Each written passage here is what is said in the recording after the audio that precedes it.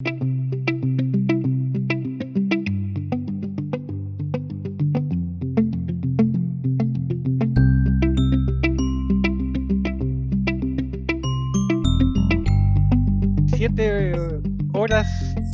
en Chile y las 23 horas, si no me equivoco, en Francia y en Cataluña y en el País Vasco. No digo España porque no corresponde, digo lo que hay que decir. Quiero primero agradecer el esfuerzo de nuestras amigas y amigos desde Europa que a horas tan tardías para ellos nos están acompañando en esta conversación. Así que la metodología va a ser pedirles, voy a hacer una pregunta muy general y pedirles a ti, Michelle, a ti, José Luis y Edelweiss, que nos den su visión, su opinión, y luego poder tener una conversación libre y al respecto con los asistentes, y eso, nada más.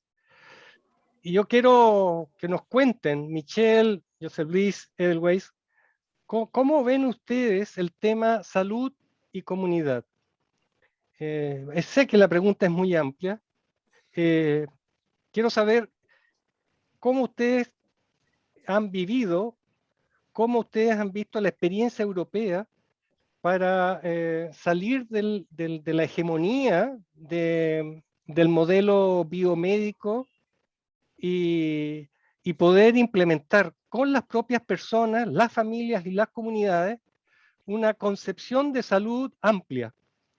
Esa concepción amplia que se refrenda en Alma Ata, que se refuerza en Astana, y que, estando muy claros los discursos, nos ha costado tanto implementar.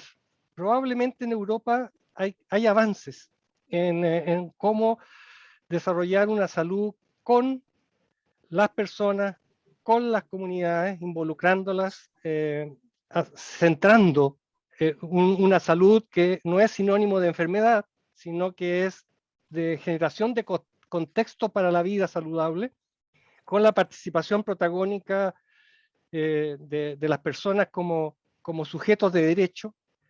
Y probablemente ustedes tienen, por su experiencia, que decirnos qué ha funcionado, qué no ha funcionado, cuáles son los elementos esenciales o críticos.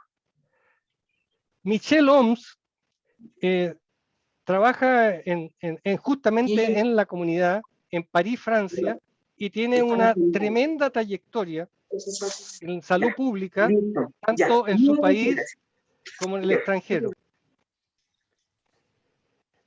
José Luis trabaja ahora en la atención primaria en Cataluña, pero tiene una larguísima trayectoria en la salud pública y en la cooperación internacional, igual que Michelle, en distintos países de nuestro planeta.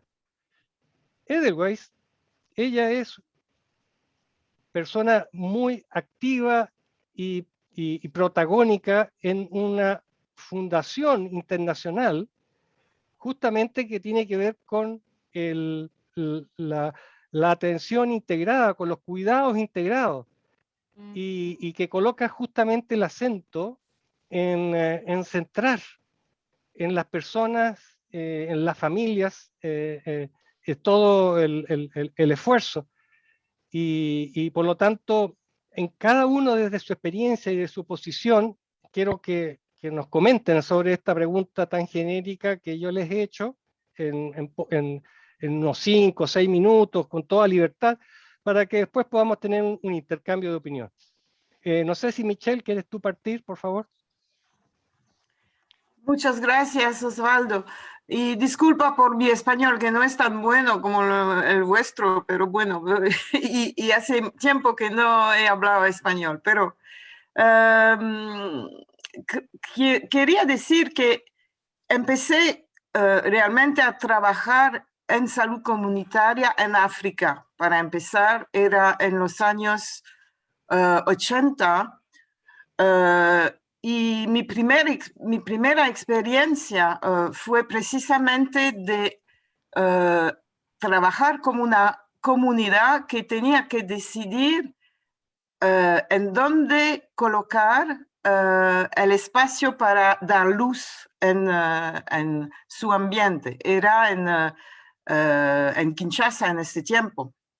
Y eso fue para mí una experiencia muy importante en el sentido que yo pensé desde el principio que eso era la verdadera medicina y que teníamos que hacer todo lo que posible para llegar a este punto de participación activa de una comunidad para decidir cómo hacer las cosas y no dejar a los demás la decisión de decidir si la maternidad tenía que estar en este sitio o en otro sitio.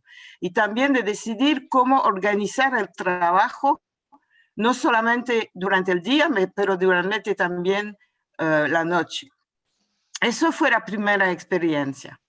La segunda fue un poco menos interesante en el sentido que había tenido una dificultad, era en otro país africano que no me voy a mencionar aquí. Había una dificultad sobre el terreno y me dijeron que yo tenía que quedarme en mi oficina para escribir un proyecto sobre la salud comunitaria. Y eso para mí fue un desastre porque yo no podía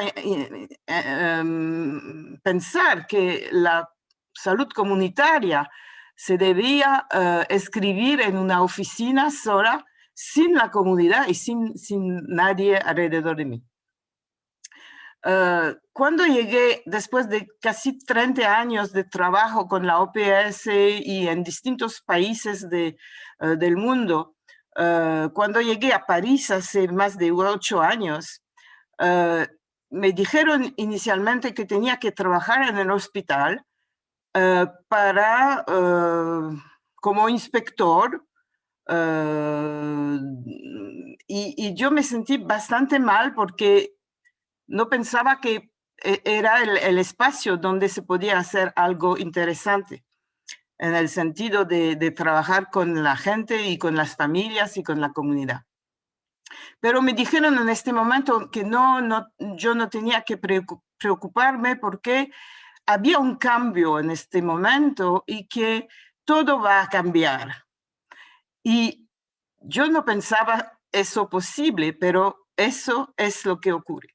Y yo tengo la suerte de trabajar en ese momento donde todo se está cambiando en el sentido que la forma de practicar la medicina en Francia ahora mismo es muy distinta de lo que conocimos en el pasado. Muy distinto en el sentido que hemos desde 2016 una ley tratando de lo que llamamos ahora la comunidad profesional, las comunidades profesionales territoriales de salud. Y en este siglo tienes casi todo lo que es importante, es decir, que se trata de comunidad, se trata de profesionales, se trata de territorio y de salud, y no de enfermedad. Es decir, que se trata de lo que podemos hacer en un territorio distinto y cómo podemos hacer las cosas con los profesionales. Y eso incluye, o tendría que incluir, la comunidad, los pacientes, las familias. Y cuando tratamos de crear este espacio y de acompañar a los profesionales en esta creación, digamos, es la parte más difícil es precisamente cómo incluir la comunidad. Porque, bueno, no sabemos todavía cómo hacerlo. ¿Quiénes son los representantes de la comunidad? Conocemos algunas asociaciones, conocemos pacientes que juegan un papel especial en el sentido que estos pacientes están percibidos como los representantes de los pacientes, pero al final lo que llamamos la salud comunitaria tiene mucho que ver con lo que llamamos la democracia sanitaria. Y podremos quizás discutir un poco más después de la importancia ¿cómo on dit? El liazgo, no me acuerdo más, pero cómo podemos aprovechar esa oportunidad para que la política influya sobre la atención primaria de salud y la relación y la capacidad para las comunidades de expresarse y de realmente contribuir a su propia salud. Tenemos muchos comités y muchas asociaciones y también muchos espacios, pero la verdad, cómo influir en realidad sobre la salud todavía es una cosa que tenemos que crear y desarrollar con la experiencia de los demás. Quizás hable un poco demasiado o no suficientemente. No, colocaste justamente los temas centrales, Michelle, y te agradezco muchísimo. Yo estoy seguro que van a salir muchas preguntas, muchas dudas, para una vez que escuchemos a Edelweiss y Josep Luis. Por favor, Edelweiss. Buenas noches. Antes de nada, muchísimas gracias por la oportunidad. Es un placer estar con todos vosotros. Yo haciendo un poco como hacía Michelle, el recorrido personal. Yo tengo que decir que yo en realidad soy médico. Mi formación fue de medicina interna y infecciosas y toda mi formación fue centrada hacia el hospital. Y yo he trabajado sobre todo con personas digamos que venían etiquetados con personas con enfermedades crónicas graves. Yo he trabajado muchos años en salud internacional, sobre todo en enfermedades olvidadas, con migrantes en Barcelona y otras enfermedades graves. Y llegó un momento en el que yo me daba cuenta de que mi capacidad técnica era alta, mi conocimiento técnico era alto, pero mi capacidad para ayudar de verdad a las necesidades que tenían las personas muy baja. ¿Por qué? Porque esas personas tenían muchos problemas que no podían ser atendidos por el sistema que habíamos creado, pero a la vez muchas soluciones a los que yo no tenía acceso para poder ofrecerles, porque no estaba el sistema creado así. Entonces, yo personalmente estoy haciendo un proceso de desaprendizaje y intentar escuchar de una forma diferente a la que lo había hecho durante mi formación. Y yo creo que un poco en Europa estamos haciendo ese mismo proceso con la salud comunitaria. Tal y como comentaba antes el doctor Sandoval, con las proyecciones que se están haciendo de la carga de las enfermedades, de los cambios que se hacen hacia el futuro e incluso sin contar el COVID, nos hemos dado cuenta de que con las capacidades técnicas actuales la supervivencia ha aumentado, la cantidad, digamos que de alguna forma las enfermedades, los problemas son acumulativos, pero no tan limitantes como en el pasado. La cronicidad ha aumentado y hay algunas estrategias que se han utilizado en el pasado, por ejemplo en Europa, que son la institucionalización de las personas con altas necesidades, que ha fracasado completamente y que el sistema en general está siendo demasiado caro y hay que buscar estrategias para abaratar los costes y buscar otra forma de utilizar los recursos. Entonces, un poco en este contexto, hemos hablado antes de que hay muchas formas de entender qué es lo que es la salud comunitaria, qué es la salud, la comunidad, cómo lo utilizamos, pero un enfoque que se está utilizando mucho en Europa es entender a la comunidad como una forma de fortalecer la atención primaria, en el que bueno, hay que hacer se entiende que hay que hacer un cambio en el sistema de salud, hay que incorporar en el sistema sanitario este link, esta unión con los problemas sociales, y se entiende, se puede reconocer a la comunidad como un valor potencial o algo que puede tener poder para hacer este cambio. En mi opinión personal, esto es una visión un poco superficial y artificial de lo que es la comunidad y lo que es la salud comunitaria, y es un poco mantener todavía esta visión de atención sociosanitaria, porque lo único que conviertes en la comunidad es en otro recurso para mantener tu visión biomédica.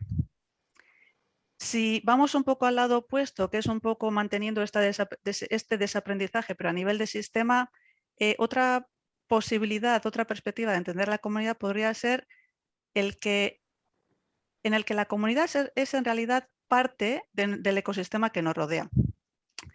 Y siguiendo un poco, no sé si conocéis la alegoría del río de Antonovsky, pero un poco si entendemos que cada persona tiene un recorrido en la vida, en el que pasas por diferentes etapas, vas a tener más o menos dificultades y problemas, pero las vas a tener que afrontar, y que todos en algún momento vamos a acabar en la muerte, creyendo o no lo que pueda haber después. Es decir, va a haber un paso, ese paso va a existir. Y la comunidad, como elementos sociales que somos todos los individuos, es parte de ese ecosistema, es parte de todo ese ser, ese recorrido. Entonces, si entendemos que en realidad la respuesta, la adaptación, el manejo de todas las dificultades, incluyendo las enfermedades y otras cosas, empiezan por uno mismo, el siguiente paso en realidad es tu entorno más cercano. La familia, si tienes suerte de tenerlo, la comunidad cercana, si tienes conexiones cercanas. Y eso es en realidad lo que yo entendería como la atención primaria real. Tú en realidad eso que antes, cuando no teníamos tanta tecnología y en comunidades que no tienen acceso a tanta tecnología, avance tecnológico, eso ya existe. Las personas que van de casa en casa cuidando a las personas que no pueden salir, organizaciones comunitarias para cuidar niños entre ellos, cuidar personas con discapacidades, todo eso ya existía en la comunidad antes, y de alguna forma en nuestro progreso, al menos en Europa, lo hemos ido fragmentando porque había capacidad de ir súper especializando, pero perdiendo ese origen, ese cuidado inicial que ocurre en tu entorno más cercano. Y a eso en realidad ahora se le llama mucho el cuidado informal, que más que informal, la familia, la comunidad no es un cuidado informal, sino que más bien es un cuidado no remunerado, al menos en Europa, ¿no? Entonces, en este sentido, la comunidad no se entendería como un activo, sino en realidad se entendería como el eje central del cuidado, de lo que es el cuidado de todas las personas. Y ni siquiera voy a entrar en los determinantes sociales de la salud, que es cómo entendemos todas las cosas que pueden afectar en nuestro bienestar. Porque pues, nosotros nos podemos encontrar con programas comunitarios en Europa para la atención específica de la salud mental, digamos, en migrantes, pero no un programa o un planteamiento de inclusión de los migrantes para que no tengan problemas de salud mental. Es todo como una forma compleja de entender cómo hacemos estos programas comunitarios, tal y como decía Michelle. En este sentido, y con esto acabo para darle paso a mi compañero Cheblis, pero si hacemos este cambio de paradigma que sea un poco más extremo, podríamos entender a las comunidades como el eje central en el que el codiseño, la coproducción, que están muy de moda estas palabras, pero en realidad es que ellos nos digan, decidan qué es lo que necesitan para ir incluyendo el apoyo técnico que puede ofrecer un médico, un hospital, lo que fuera, pero ya en una estructura formal en el que ellos puedan decir qué es lo que es la necesidad que tienen. Y con esto, si queréis, lo dejo aquí y Osvaldo, te paso la palabra y luego seguimos si hay más comentarios. Muchas gracias, Edelweiss. Estimado, querido, viejo amigo, Joseph Lee, A orden. adelante. Bueno, igual que Edelweiss, yo te agradezco mucho el poder participar en este foro, en este encuentro y sobre todo en ese ámbito universitario, uno de los que yo me encuentro como pez en el agua, esta es la verdad. Voy a hacer también una pequeñísima referencia a los orígenes. Yo empecé en el mundo de la medicina en la Universidad Autónoma de Barcelona, cuando esto era autónoma, de hecho.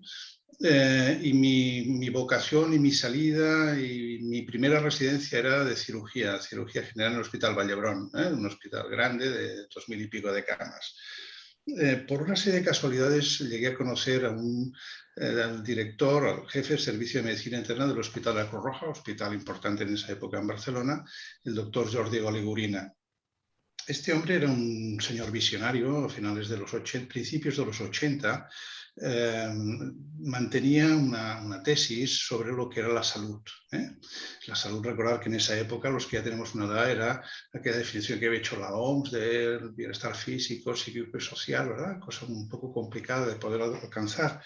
Él, en cambio, definía la salud como una forma de vida, decía en catalán, una forma de vida autónoma, joiosa y solidaria, es decir, una forma de vida autónoma, feliz y solidaria. Y esto es lo que era para él la salud. Por lo tanto, era un concepto que nada tenía que ver con el concepto patogénico de la salud. Era más bien esa plenitud armónica del individuo y de ese individuo en una comunidad de individuos. A mí eso me llegó a trastocar tal que dejé el mundo de la cirugía y me pasé directamente a hacer de médico de cabecera en un pueblito de 800 habitantes en el Pirineo catalán, donde había más vacas que personas, esta es la verdad, ¿no? Y donde no tuve la opción de hacer ningún parto femenino, pero sí que tuve que ayudar al veterinario a hacer partos de las vacas. Por lo tanto, era un concepto totalmente diferente, pasar del mundo de la cirugía tecnificado, en un hospital altamente tecnificado, a pasar a ser médico de pueblo, donde tenías que, para llamar por teléfono, conectar pues, con la operadora, para que te pusiera la línea del que fuera.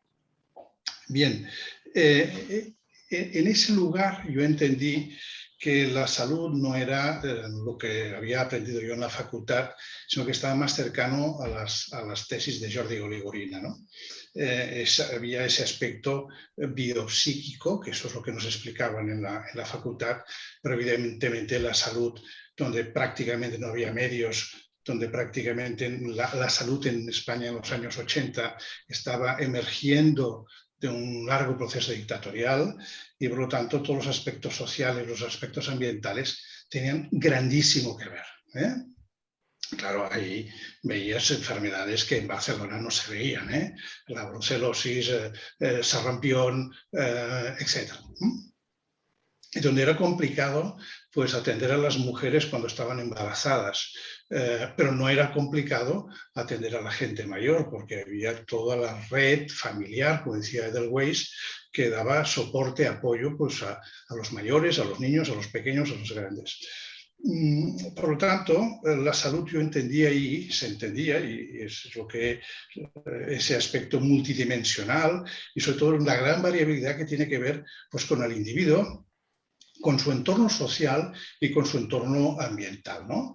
Eso es lo que después se conceptualizó o se ha conceptualizado como, apuntaba Edelweiss, como los determinantes de la salud, donde yo creo que los estilos de vida, aparte del fenómeno biológico, el entorno y el sistema sanitario, pues tienen mucho que ver con el estado de salud de las personas y de las familias.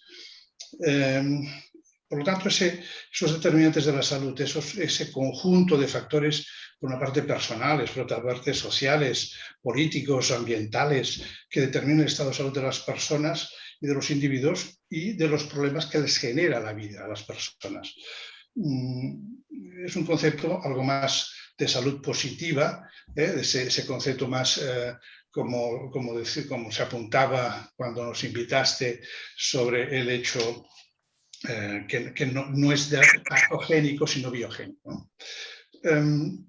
La verdad, y ahí es donde entendí también, y posteriormente, que casi el 80% de los problemas que tienen que ver con la salud de los individuos están fuera del sistema, el origen está fuera del sistema sanitario.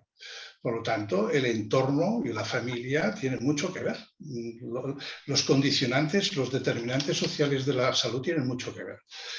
A título así de paréntesis, hace 4 o 5 años participé con el Consorcio Sanitario de Cataluña en un proyecto que se hizo sobre ver cómo los condicionantes sociales de la salud influyen sobre la supervivencia de las personas.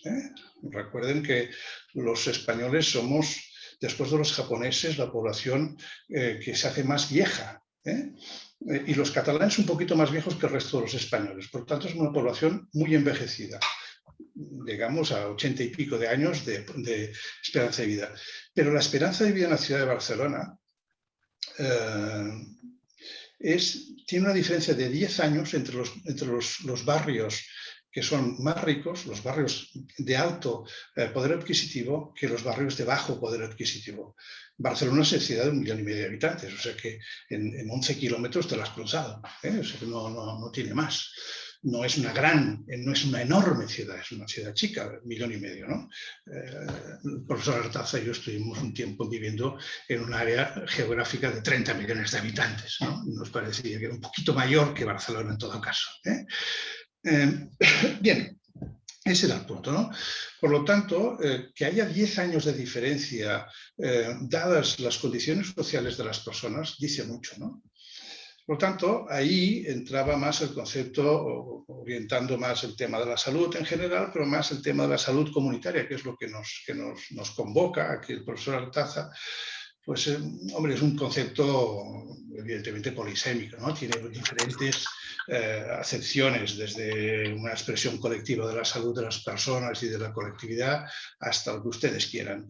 Pero ciertamente lo entendemos en Cataluña, porque es cierto que la salud comunitaria se está desarrollando en Europa y especialmente en Cataluña, tanto en el País Vasco como en Andalucía, en Valencia, en Madrid también, y mucho en Cataluña. Aquí lo entendemos más como una manera de trabajar intersectorial, participativa, generadora de alianzas, evidentemente sustentada en evidencias y con una orientación hacia la equidad. Y el concepto de equidad que va muy vinculado al de los condicionantes sociales de la salud. Para hacerlo de una forma más operativa, el concepto de salud comunitaria sería aquel trabajo conjunto, aquellas acciones o trabajo conjunto cuyas acciones van orientadas o destinadas a mejorar la salud de la comunidad, tanto la salud física como la psíquica como la social. Y ese trabajo conjunto se plantea aquí en Cataluña entre lo que sería una población de referencia. Aquí tenemos un sistema en España basado en las áreas básicas de salud, es decir, la atención primaria. Cada ciudadano está adscrito a un territorio y ese territorio tiene un equipo de médicos, enfermeras, trabajadoras sociales, etcétera, odontólogos y unos edificios que son los centros de atención primaria. Por lo tanto, hay una población de referencia que está vinculada a la atención primaria. Hay unos servicios de salud pública que están vinculados, cuando son localmente, pues a la entidad correspondiente, pero que están dependientes del nivel gubernativo, y las entidades locales que tienen también competencia en el ámbito de la salud. Por lo tanto, esas actuaciones coordinadas destinadas a mejorar la salud de las personas, entendiendo que mejora de la salud sería aquella capacidad colectiva o individual y colectiva de adaptarse de forma positiva pues a los cambios que tiene el entorno. Y eso explicaría pues, que poblaciones, como apuntaba Edelweiss, los principios de Antonovsky, ¿no? Que cómo es que personas que tienen sufrimientos importantes son capaces de mantener unos buenos niveles de salud. ¿Qué han hecho esas personas para poder mantener una buena salud, aunque sus condiciones sean deplorables? Pues seguramente es esa capacidad de adaptarse a esa realidad. Por lo tanto, esa adaptación positiva, entendida como mejora del bienestar de la comunidad, no como la ausencia de enfermedad, sino como mejora del bienestar de la sociedad, no tiene otra que intentar reducir las desigualdades sociales. Aquello que Jordi Goligurina decía, la vida joyosa, la vida feliz, ¿no? Por lo tanto, ¿cómo reducir esas desigualdades sociales? Pues básicamente, evidentemente, identificando cuáles son los determinantes sociales de la salud, identificando las necesidades y buscando respuestas, eso es evidente. Recuerden que hablamos de ese trabajo cooperativo, colaborativo, intersectorial entre la atención primaria, la salud pública y los entes locales, las municipalidades. Movilizando activos, activos, como ustedes ya saben, son cualquier cosa que pueda tener la sociedad, desde una creencia hasta los sistemas de soporte, los formales y los informales, es decir, los remunerados y los mal remunerados, ¿no? La normativa del país, las instituciones, las personas, los profesionales, todos esos serían los determinantes, pero todo eso con una metodología participativa. Si no participa la comunidad, pues esto no está, primero, el proceso no está legitimado, tanto desde un punto de vista legal como desde el punto de vista conceptual. Segundo, quien mejor conoce a la comunidad son sus miembros. Por lo tanto, y además es la comunidad la que tiene los activos disponibles. Y por lo tanto es necesario generar una dinámica pues, de identificar las necesidades, de ver cuáles son los determinantes, ver cuáles son los activos, planificar acciones y, lógicamente, evaluarlas y rendir cuentas.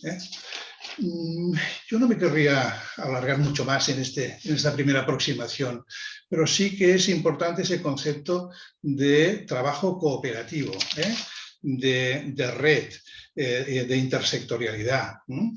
En Cataluña ya en el 2002 se generó lo que llamamos AUPA, que es una red, básicamente es una red basado en la salud comunitaria. Empezaron 8 centros de salud en los que yo tuve el honor de dirigir uno de ellos y instituciones de salud pública territorial. Eso empezó en el 2002 con 8 unidades, ahora son un 90 y pico de 300, o sea, camino hay para recorrer todavía. Yo dejaría un poquito por ahí, pero entendiendo que el 50% de las demandas en la atención primaria están relacionados con problemas psicosociales. Eso lo dice cualquier punto de la literatura. Y por lo tanto, hacemos quizás poco abordaje a nivel de cuáles son los activos sociales y vamos más a buscar elementos de medicalización. De la medicalización puede ser la utilización abusiva de recursos diagnósticos o la utilización abusiva de fármacos en patologías que son menores, ¿no? O que seguramente requerirán o pueden requerir otro tipo de abordaje. Por lo tanto, la salud en este aspecto comunitaria también tendría como uno de sus ejes la desmedicalización, ¿no? Contraponiéndola a la autonomía de la persona y de la comunidad. Y es evidente que ese trabajo intersectorial tiene que ser un modelo no solamente en red, sino trabajando con la comunidad, no para la comunidad. O no solo para la comunidad, sino con la comunidad. Bien, yo lo dejo quizás aquí como entrada. Y si hay más tiempo, pues ya podremos hablar más. Muchas gracias. Yo creo que van a haber muchas inquietudes. Por favor, siéntanse libres, siéntanse en confianza. Ocupen ahí donde está donde dice reacciones, levantar la mano, por favor, para quien quiera hacer alguna pregunta o comentario, por favor. No sé si Carlos quieres tú abrir, dar el ejemplo. Bueno, indudablemente, muchísimas gracias, decano, y espero que quienes están cursando el magíster y que hoy están entrando de lleno en esta asignatura, puedan pensar con nosotros en esta experiencia y trayectoria de tan prestigiosas personas que están desde el continente europeo, y pensar desde Chile y pensar desde América Latina lo que son nuestras experiencias y los paralelismos que existen. Entonces invito también a, bueno, Cecilia, que tiene gran parte de su trayectoria en Brasil, Angie, Paulina, Camilo, desde Chile, es decir, que podamos conversar, dialogar, hacernos preguntas, entendiendo que, como es la salud comunitaria, todos tenemos saberes. Estamos haciendo una clase con y no para.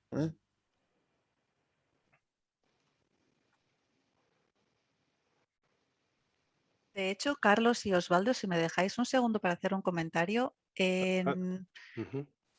Nosotros estamos ahora hablando y se está hablando mucho de las iniciativas con liderazgo comunitario que se han visto durante la pandemia.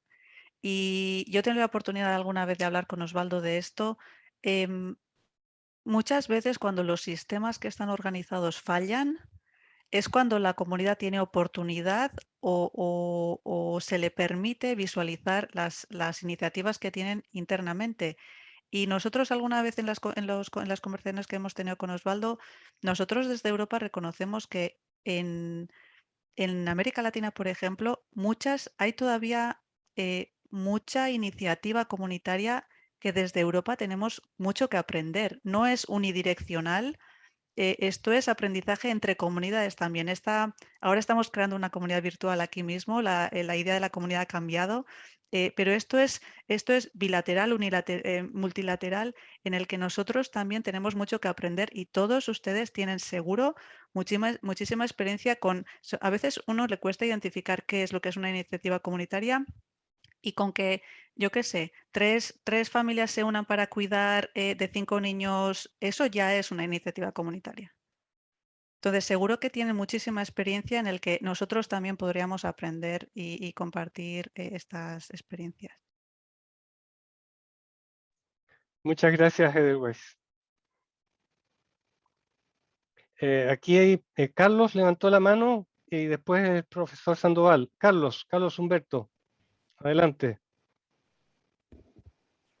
Gracias, profesor.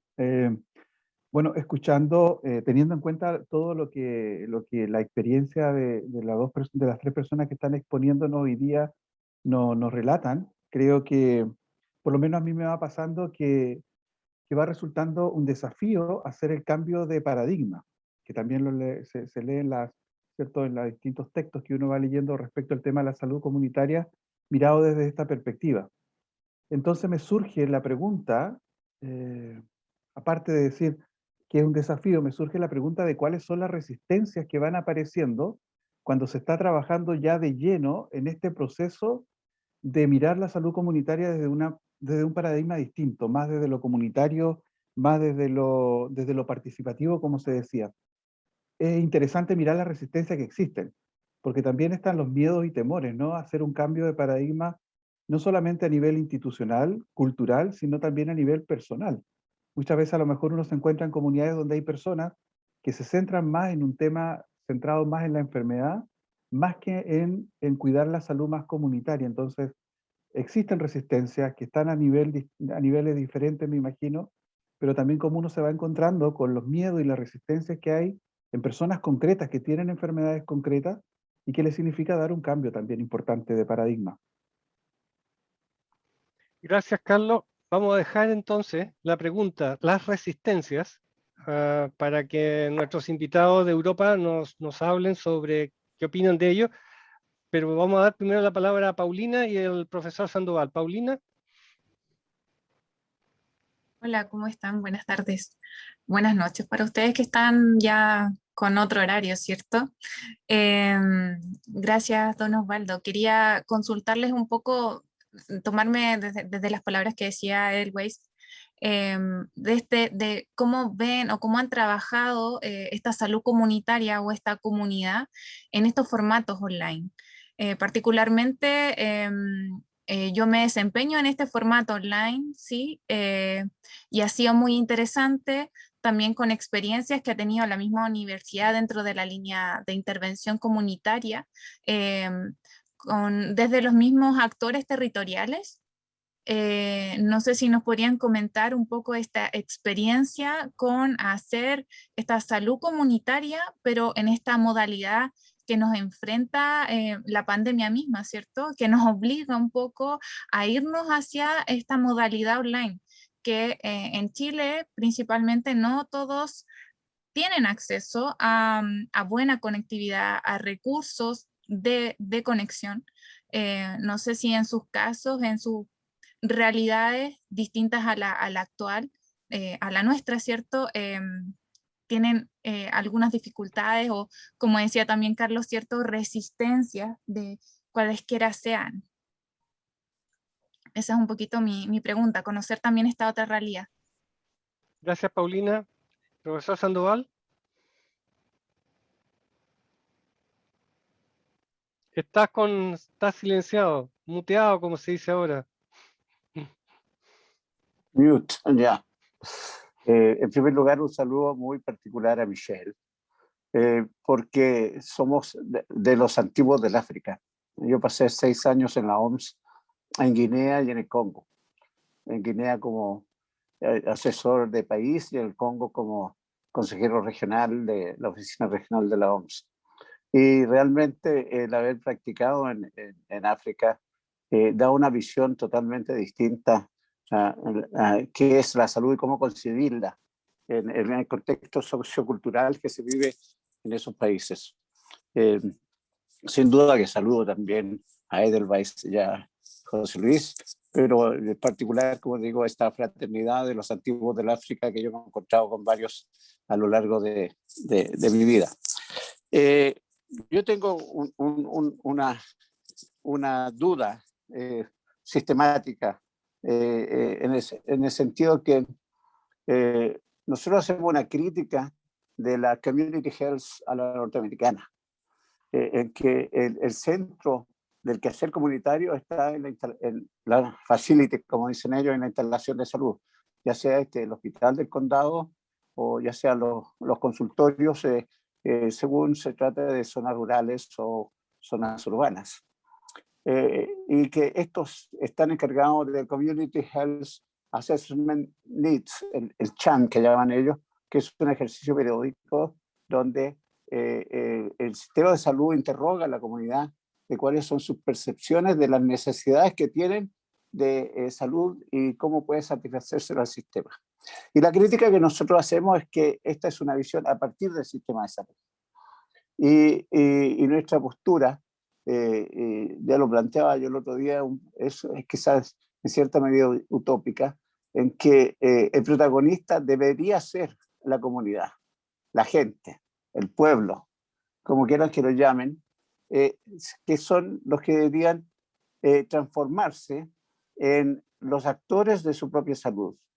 Porque si consideramos, y sobre todo a la luz de todo lo que nos ha enseñado el análisis de los determinantes sociales, entre otras cosas fui miembro de la Comisión Marmot entre el 2005 y el 2008 en la OMS.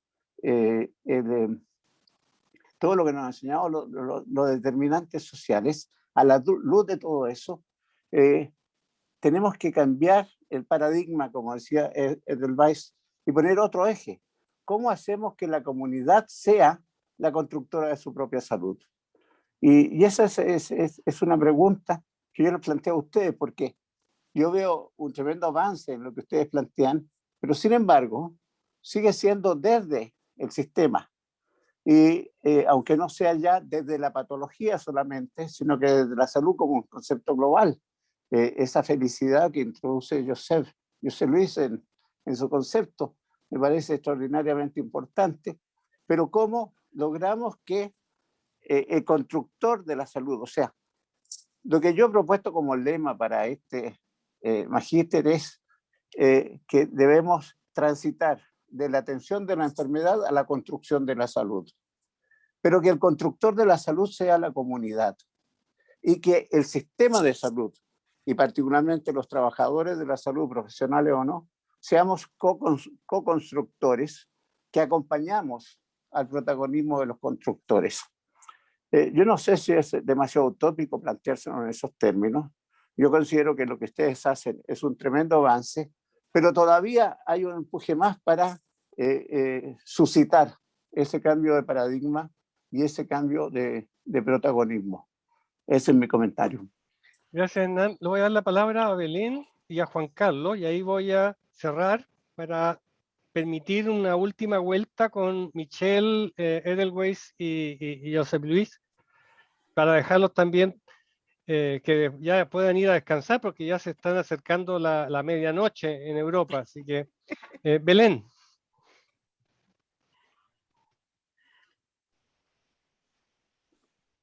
Juan Carlos, por favor, mientras Belén se intenta conectar de nuevo. Mientras Belén Mm. escribe. Sí. Bueno, primero de todo agradecer a los expositores, que ya es medianoche casi para ellos, así que agradecer el tiempo de compartir su experiencia con nosotros. Y mi pregunta va un poco a lo que decía Carlos, Humberto y el profesor Sandoval, en el sentido de cómo avanzar en este protagonismo que tienen que tener las comunidades, y particularmente en el tema de la expectativa de las personas, porque en mi experiencia, como parte del programa de intervención comunitaria, la expectativa de las personas son siempre cosas útiles, entre comillas, para ellos. Entonces, que quieren respuestas rápidas, respuestas concretas. Entonces, muchas veces ellos no tienen idea de los determinantes sociales de salud, no saben respecto a cómo trabajar en comunidad. Entonces, muchas veces se confunde con lo que en Chile conocemos como operativos de salud, que son momentos puntuales donde un equipo de salud va a la comunidad a hacer algún tipo de medición. No sé si en Europa se llamará igual. Entonces, ¿cómo se maneja ese tema de las expectativas de la comunidad con necesidades variadas, y cuando la comunidad misma muchas veces no tiene manejo de cuáles son las posiciones de cada miembro de la comunidad? Eso es mi pregunta. Muchas gracias, Juan Carlos. Bueno, voy a pedirle a Michelle. Las preguntas son varias, que tienen que ver con la resistencia que a juicio de ustedes hay para poder instalar una mirada centrada en la salud y no en la enfermedad. Está el tema de cómo manejar ahora estos temas de no presencialidad, de virtualidad, y está el tema de cómo entregarle poder, efectivamente poder a la comunidad, y por lo que Carlos también y Juan Carlos han señalado. Adelante, Michelle. Pues quisiera compartir con usted una experiencia de hoy día, de esta semana. Tenemos aquí en París un médico que empezó a trabajar hace más de 11 años. Se dio cuenta que había un problema con el envejecimiento de los médicos y que había espacios donde no vamos a tener ningún profesional de salud dentro de poco. Y él decidió de ir a discutir con la universidad para identificar estudiantes que serían interesados a trabajar en salud comunitaria, y también se fue a hablar con la municipalidad para identificar espacios donde casas de salud pluriprofesionales, es decir, donde no solamente médicos, pero también paramédicos y enfermeras y kinesioterapeutas, etcétera, podrían trabajar. Y eso fue un gran suceso, es decir, que durante, bueno, esos años se crearon cuatro casas de salud muy activas, muy interesadas en muchos espacios y que querían trabajar por la comunidad.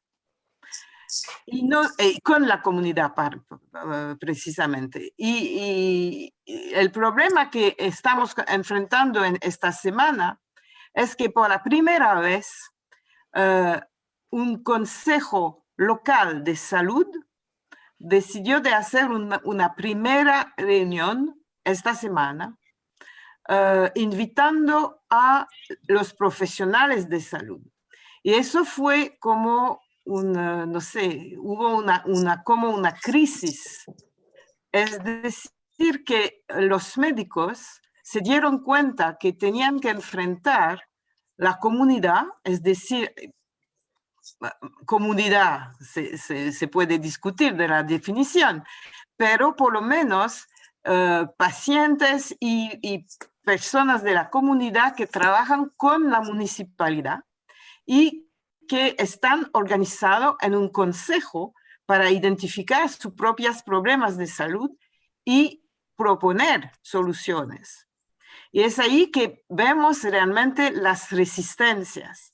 Resistencias por parte de los médicos, resistencias por parte de los profesionales de salud en general, resistencia por parte de los poderes, de los actores locales, que ven de verdad allá una oportunidad de expresar su poder, pero al mismo tiempo que no se dan cuenta que no tienen todo el poder y que quizás algunas personas van a pedir cosas que no estaban previstas en el programa. Y eso es al mismo tiempo que yo hablo de una crisis, pero al mismo tiempo es una oportunidad mayor para que la comunidad pueda expresar al final sus esperanzas. Y eso creo que es un gran cambio de paradigma que yo veo aquí y tiene que ver con, tenemos que cambiar la forma de capacitar a los estudiantes y quiero aprovechar esa oportunidad para realmente extender mis felicitaciones a todo su equipo, porque creo que eso es realmente un ejemplo positivo de cómo podemos cambiar las cosas. Tenemos que empezar con la capacitación de los médicos, de los estudiantes, porque aquí, de verdad, nunca se ha discutido de salud comunitaria o de salud pública a nivel de la capacitación de los médicos. Así que tenemos que reempezar todo desde el principio. Pero al mismo tiempo creo que cuando tenemos este tipo de crisis, tenemos también al final, cuando funciona, se ve como un entusiasmo y una energía nueva a nivel de los participantes, de los actores, que al final se dan cuenta que cuando están juntos, están más fuertes que cuando están solos. La cosa es que las resistencias que se plantaban creo que tiene que ver realmente con el ego de los individuos que al final dicen que quieren trabajar por la comunidad, pero al final es su propia identidad que está en el centro del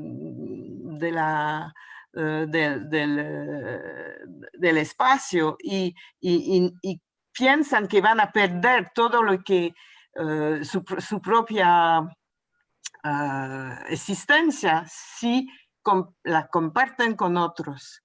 Y cuando se dan cuenta que pueden hacer algo conjuntamente, y eso la pandemia ha servido bastante en ese caso, porque muchos trabajadores de salud trabajaban de forma aislada y a nivel con la pandemia empezaron a hacer algo conjuntamente diariamente. Eso ha cambiado mucho la percepción de los individuos, pero siempre hay un gran espacio a crear para realmente que los pacientes tengan un espacio para expresarse, creo. Muchas gracias, Michelle. Edelweiss, que a las preguntas y comentarios que han surgido, ¿qué agregarías? Yo creo que está claro que el sistema que tenemos ahora no funciona y no es sostenible. Entonces, de alguna forma va a tener que cambiar Y yo sí estoy de acuerdo con lo que decía Hernán, de que a veces parece que lo que estamos planteando es muy idealista, que seguramente lo es, pero este cambio, por ejemplo, si tú hablas con cualquier médico o con cualquier persona que está hablando en el sistema sanitario y le dices, no, esto tiene que ser centrado en la persona y centrado en la comunidad, y te dirá, yo lo que hago yo está centrado en la persona. Y yo creo que hay que cambiar y decir, no, que tiene que estar liderado por la persona y por la comunidad. Y en ese cambio, las resistencias que preguntaba Carlos, por ejemplo, estos cambios de poder y de roles son una de las principales resistencias que nosotros estamos encontrando en casi todas las iniciativas que hacemos.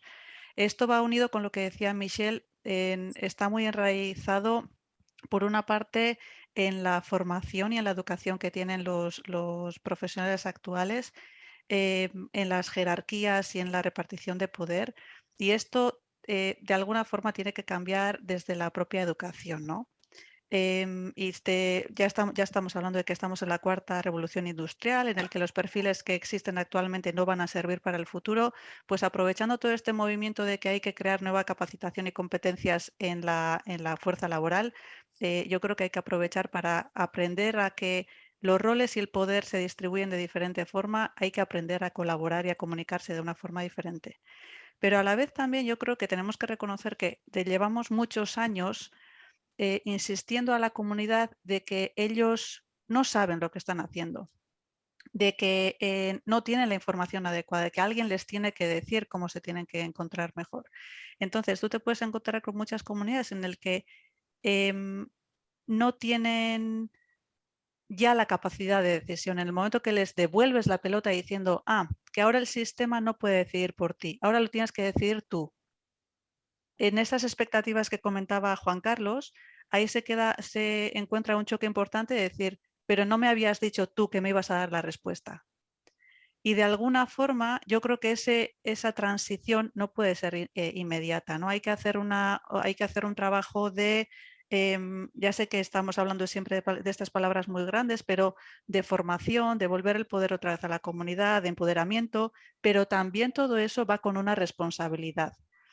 La comunidad tiene que tomar la responsabilidad otra vez y estos cambios de poderes se le tiene que dar espacio para que alguien adquiera poder, pero otro alguien tiene que ceder el poder. Entonces, todas estas cosas no van a ser de un día para otro y seguramente con este tipo de conversaciones lo vamos a ir, estamos creando el magma al menos de la discusión entre todos.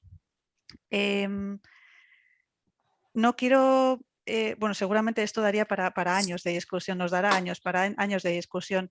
No querría dejar sin responder a Paulina y voy a dejarlo con una nota positiva.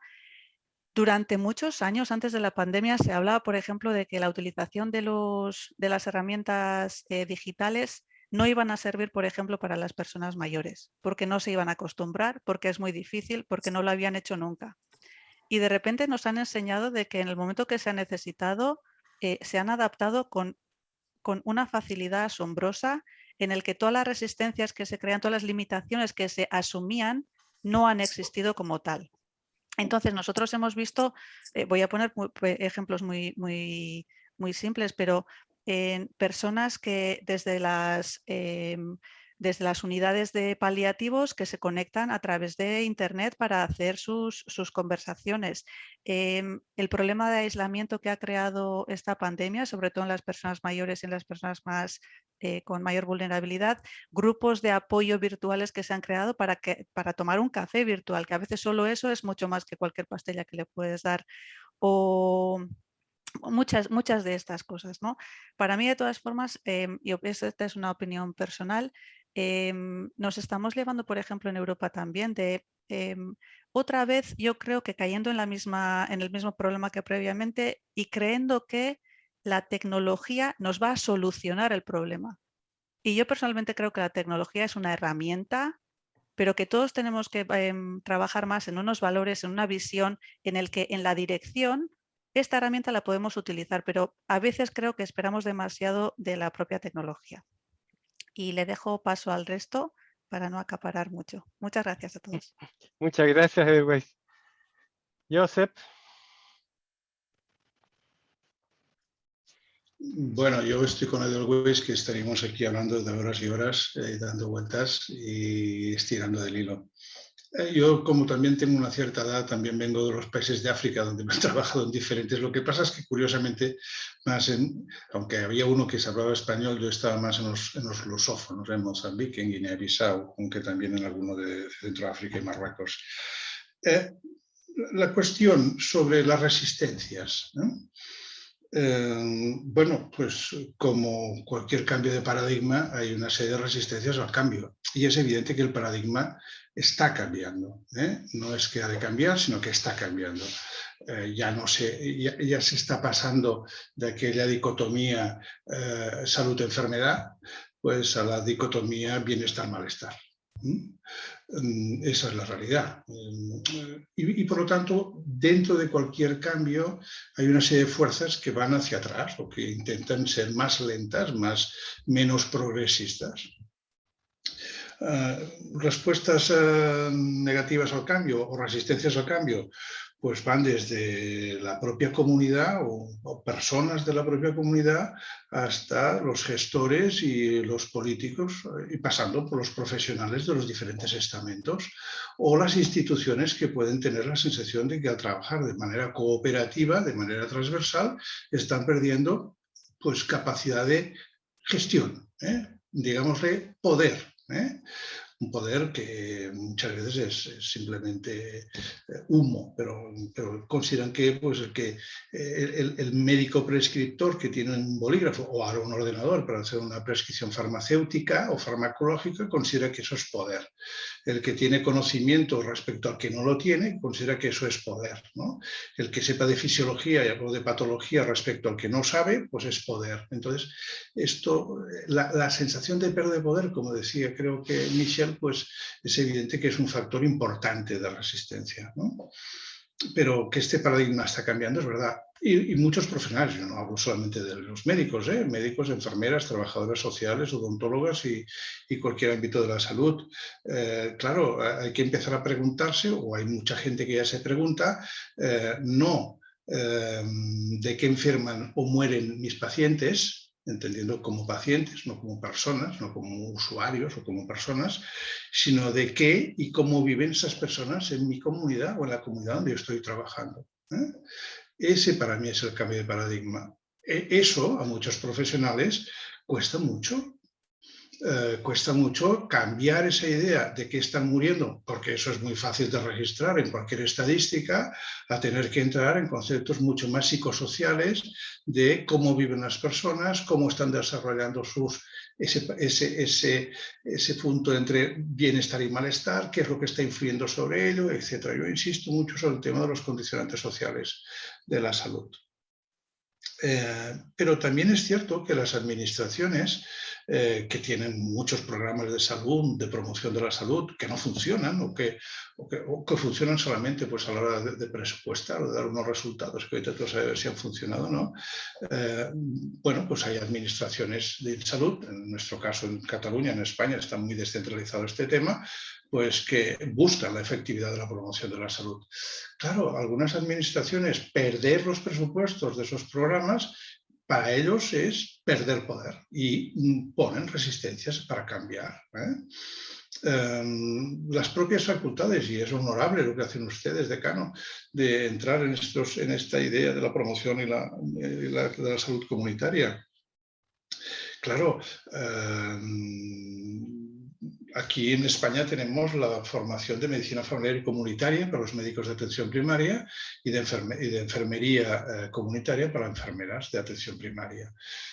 Si a los, digamos, tutores de esta formación no están dentro de este mundo de la disyuntiva salud-enfermedad o están en la de bienestar-malestar, es decir, si no son capaces de transmitir a sus residentes pues estos nuevos conceptos o estas nuevas formas de ver la salud a nivel individual, familiar y comunitario, difícilmente estos médicos y estas enfermeras luego van a desarrollar su actividad laboral en el ámbito de la atención primaria, pues con un paradigma menos patogénico y más salutogénico, ¿verdad? Los gestores que cada vez son más intervencionistas, ¿no?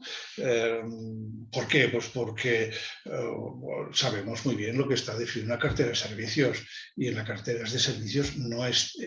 En Cataluña, les explicaré la experiencia, pero no está en la cartera de servicios público pues la prestación social o la prestación comunitaria, ¿no? ¿Por qué? Pues si no está, una cosa que no está en una cartera de servicios no existe, por lo tanto, si no existe, ¿para qué hacerlo? Y como al final el manejo de las agendas asistenciales está vinculada a las prioridades, a sus prioridades, ¿no? Y no están orientadas a las prioridades de la población, pues es evidente que en este momento pues las agendas de los profesionales de atención primaria hay un control estricto del tiempo medio en consulta. ¿Por qué? Pues porque hay que dar respuesta a la demanda biomédica. Es decir, ¿cuántas visitas puede usted hacer? Pues vamos a hacer visitas en 10 minutos, no en 12. Estamos discutiendo si 10 o 12, y esto ya es un gran avance porque hace 20 años las visitas estaban tipificadas en 5 minutos. Esto es la locura. O sea, esto no tiene ningún sentido, ¿no? Atender a personas con cronómetro.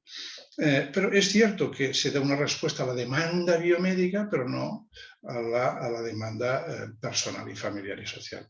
Y por otro lado, yo creo que también una resistencia por parte de la población, en todo caso, ¿no? Y no porque se sea más mayor o más joven.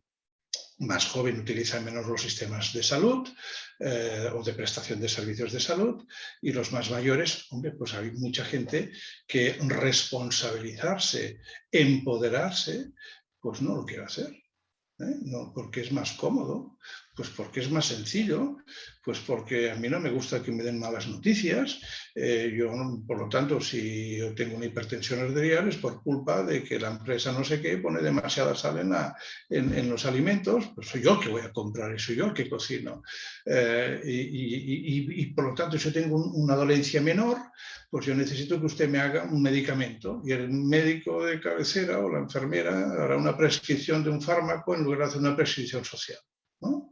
O buscar cuáles son aquellos ámbitos de la promoción de la salud que podrían ligarse a políticas de sectores no salud que mejorarían de una manera sustancial pues la salud de las personas. Estamos hablando de aquellas cosas que están siendo atendidas altamente a nivel de atención primaria, ¿no? Pues la tristeza, la depresión, el insomnio, las lumbalgias, las cervicalgias, los cuadros catarrales menores, los tapones de cera, es decir, patologías que incluso podríamos decir que son más incomodidades que patologías, ¿no? Esto representa el 50% de la demanda de atención primaria en Cataluña. Por lo tanto, a nivel político, generar salud en todas las actuaciones políticas que no sean del ámbito de la salud, de los departamentos de salud, pues tampoco lo tienen claro, en general. Hay grandísimas excepciones, por suerte. El anterior ministro del gobierno español, alcalde de una municipalidad donde yo era el director, fuimos los que empezamos a desarrollar los programas de atención comunitaria con la comunidad, con un sistema participativo que acabó empezando con un grupo promotor, que sí, es cierto, y se iniciaba dentro del propio centro de salud con una doctora, un médico, una enfermera, una trabajadora social, y que el ayuntamiento puso a disposición por los trabajadores sociales y algún administrativo pues para poder generar esa coherencia de trabajar conjuntamente en la sociedad, en esa comunidad que era la Roca del Vallès. Y ahí los sistemas de protección o de promoción de la salud del territorio pues se acabaron incorporando, y empezó pues una forma de ver la salud comunitaria de una forma diferente, y actualmente pues esto está bastante tirando adelante a través de lo que sería pues lo que se llama la comunidad de salud, que sería el ComSalut, que simplemente es una experiencia de coordinación entre los dispositivos ambulatorios en el sistema sanitario público, que con una cierta autonomía en la organización y en la toma de decisiones de las actividades, en la distribución de recursos, y el desarrollo orientando el sistema sanitario a la promoción de la salud de la comunidad. Evidentemente, eso no se puede hacer de otra manera, sino son con las entidades ciudadanas, con la propia ciudadanía a través de las entidades ciudadanas, y finalmente la organización de una especie de entidad social en la cual le llamamos el PIC, el Programa de Intervención Comunitaria, que ha pasado a ser una entidad ciudadana más, y son ya los que fuimos promotores, los sanitarios. Tiramos hacia atrás y es el propio PIC, en este caso, el que tira hacia el programa de intervención comunitaria, el que tira adelante pues, cuáles son las necesidades en el contexto de la comunidad, cuáles son los activos que hay, cómo se dedican a estimular la participación a partir de acciones, acciones que van pues, desde la iniciativa que llamamos el cuentacuentos, ¿no? Es decir, las personas mayores jubiladas de ese municipio van a las escuelas de los más chiquitos y tienen que inventarse un cuento en los cuales siempre haya una moraleja en el ámbito de salud, ¿no? O el café de las mujeres, en este caso, o el té de las marroquíes, en los que pues, se reúnen en un centro de salud, no para venir a buscar medicación, sino simplemente pues, para charlar. Y charlan con una trabajadora social, otra charlan con una enfermera, etc. O las caminatas de salud, que consiste, como es un municipio amplio con 3 centros de salud distribuidos, pues hacer periódicamente caminadas que se encuentran en un determinado punto del municipio, donde se hacen actividades pues, lúdicas o semilúdicas, ¿no? Es decir, y pues en los centros sociosanitarios donde los mayores van a jugar a las cartitas o tomarse el café, pues se transforma esa cafetería, ese bar, pues en un centro de servicios a la comunidad, pues personas mayores, sobre todo ahora con la pandemia, pues ha sido interesante que esos centros pues hagan comidas o platos para llevarlos a las casas de las personas que tienen dificultad para trasladarse, ¿no? O hacer pues, las jornadas solidarias, que consiste pues, en buscar elementos que tengan que ver con la solidaridad dentro del municipio. Es decir, cuando la comunidad se empodera, parte de la comunidad tira adelante, pero sí que es cierto que a nivel político, a nivel administrativo, a nivel municipal, a nivel social y a nivel de los profesionales hay una enorme resistencia al cambio de ese cambio de paradigma, como decíamos, cambiar el paradigma salud-enfermedad por el de bienestar-malestar, ¿no? Buscando al final lo que se pretende lógicamente es buscando pues, los elementos de equidad, ¿no? Que hagan que pueda disminuir esas diferencias sociales que en gran medida o en gran parte pueden ser los que dificultan que las personas adapten a los condicionantes de la salud, ¿eh? Bueno, podríamos seguir charlando mucho rato más. ¿Cómo avanza el protagonismo de la gente? Pues lentamente, como cualquier cambio, o se hace de una manera revolucionaria desde arriba, eso no funcionaría, o se hace pues, a partir de ir generando pues, grupos de profesionales, grupos de tutores, grupos de ciudadanos, entidades que van generando esa red que en Cataluña se llama AUPA, una red que básicamente su objetivo, AUPA quiere decir Unidos para Trabajar con la Comunidad. Para el que no conozca cómo está el territorio en Cataluña, Cataluña tiene 368 áreas básicas de salud y en la AUPA, que es Actuamos Unidos para la Salud, pues están en este momento agrupadas unas 90 y tantas áreas básicas.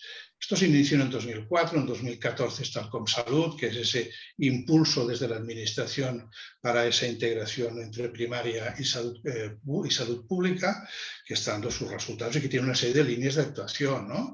Que es dar soporte, formar a profesionales, impulsar las ciencias formativas, tanto en los MIROS, en los médicos en el sistema de formación de médicos residentes como de enfermeras residentes, evidentemente identificar, buscar y definir documentos y materiales de buenas prácticas, porque aquí sí que es muy importante que de todo esto, al final, haya un proyecto que esté bien identificado, que se desarrolle adecuadamente, que se pueda evaluar y que se pueda rendir cuentas de lo que se ha hecho. Bueno, no sé, corto un poco el rollo porque si no nos pondremos a mañana. Bueno, ya es mañana para usted. Pues sí. Sí, ya es mañana. Es una mañana muy chiquita, es muy chiquito. Te quiero agradecer, mandarte un abrazo grande y mantengámonos en contacto. Claro que sí. Y no sé si Edelweiss quiere decir algo para despedirse y ya dejarla tranquila, que se vaya a descansar. Igual, Michelle. No, solo daros las gracias. A través de Osvaldo, si os queréis poner en contacto conmigo, con la organización en la que trabajo, totalmente abiertos, que os dé mi correo sin ningún problema para cualquier pregunta, cualquier cosa, estamos siempre dispuestos. Ha sido un placer y hasta pronto. Un abrazo grande. Nos estamos viendo, Edelweiss. Michelle. Y muchísimas gracias a todos los estudiantes que participaron en este momento. Creo que es a través de ellos que vamos a tener el cambio. Así que, bueno, congratulaciones también a Osvaldo para organizar este tipo de charla. Creo que es muy importante y fue una oportunidad mayor para mí para aprender mucho de vosotros. Gracias. Gracias, Michelle. Un abrazo. Que estés muy bien. Decano, un abrazo muy fuerte. Muchas gracias. Chao, gracias.